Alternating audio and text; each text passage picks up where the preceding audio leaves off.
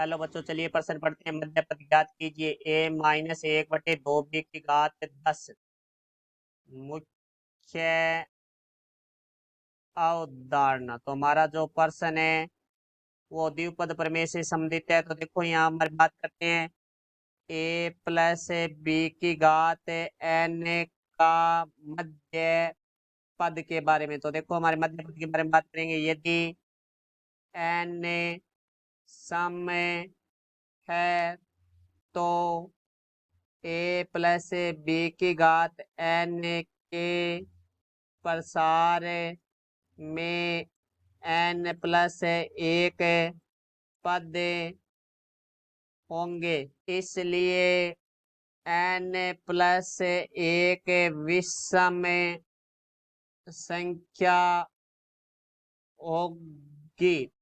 तो मध्य पद n/2 +1 पद होगा। और हमारा जो a+b की घात n का व्यापक पद है वो हमारा tr+1 बराबर होता है ncr1 की घात n-r गुणा में b की घात r।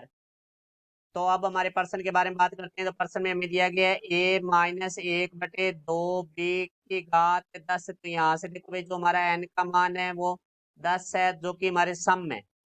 तो अब देखो भाई, इसका मध्य पद की बात करें तो हमारा जो मध्य पद है वो बराबर में होगा n/2 +1 पद। तो देखो भाई, n की जगह हमारे पास 10 है, तो बराबर में आ जाएगा हमारे पास 10/2 +1 पद। तो 10 में 2 का भाग देंगे तो हमारे पास आ गया 5, 5 में 1 जोड़ेंगे 6।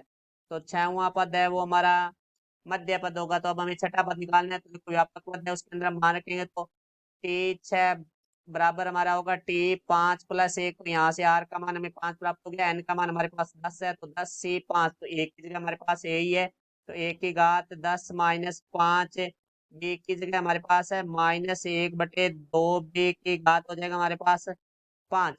क्योंकि हम जानते हैं NCR बराबर हमारा होता है n फैक्टोरियल/में n-r फैक्टोरियल गुणा में r फैक्टोरियल। तो यहाँ से देखो भाई, हमारे पास आ जाएगा t6 बराबर है वो 10 फैक्टोरियल/में 10 -5 फैक्टोरियल गुणा में 5 फैक्टोरियल गुणा में हमारे पास आ जाएगा 1 की घात 10 -5 है, तो 5 हो जाएगा। गुणा -1 की घात 5 है वो हमारा -1 होगा, बटा में 2 b की घात हमारे पास आ जाएगी 5। तो यहाँ से देखो t6 बराबर हमारे पास आ जाएगा 10 फैक्टोरियल को हम लिख देंगे 10 गुणा 9 गुणा 8 गुणा 7 गुणा 6 गुणा 5 फैक्टोरियल, क्योंकि बटा में 5 फैक्टोरियल तो 5 फैक्टोरियल से 5 फैक्टोरियल कट जाएगा। तो यहाँ से देखो 10 -5 है वो हमारा 5 फैक्टोरियल होता है, गुणा 5 फैक्टोरियल हम लिखेंगे 5 गुणा 4 गुणा 3 गुणा 2 गुणा 1 गुणा में 1 की घात 5 गुणा में -1/में 2 की घात 5 है वो हमारा होता है 32। यहाँ से आ जाएगा b की घात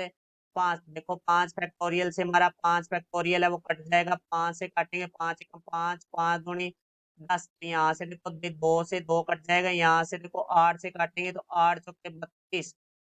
फिर यहाँ देखो हम 2 से काटेंगे 2 दूनी 4, और यहाँ से 2 से काटेंगे 2 तिया 6। तो यहाँ 3 से हमारा 3 है वो कट जाएगा। तो हमारे पास अब देखो जो संख्याएं बच गई वो लिख लेंगे। तो t6 बराबर हमारे पास बच गया 9 गुणा 7 गुणा 1 की घात 5 गुणा -1/में हमारे पास बच गया 4 गुणा 2 b की घात 5। तो यहाँ से देखो भाई t6 बराबर हमारे पास आ जाएगा 9 को 7 से गुणा करेंगे 63, 63 को -1 से करेंगे तो -63 1 की घात 5 बटा में 4 को 2 से गुणा किया तो 8 b की घात 5। तो इसको देखो हम t6 बराबर इसको लिख सकते हैं हम -63/8 a/b की घात 5। तो यहाँ से देखो भाई हमारा a-1/2 b की घात 10 का मध्य पद बराबर हमारा होगा -63/8 a/b की घात 5। तो ये हमारे प्रश्न का उत्तर हुआ। मैं आशा करता हूँ समझ आया होगा। धन्यवाद।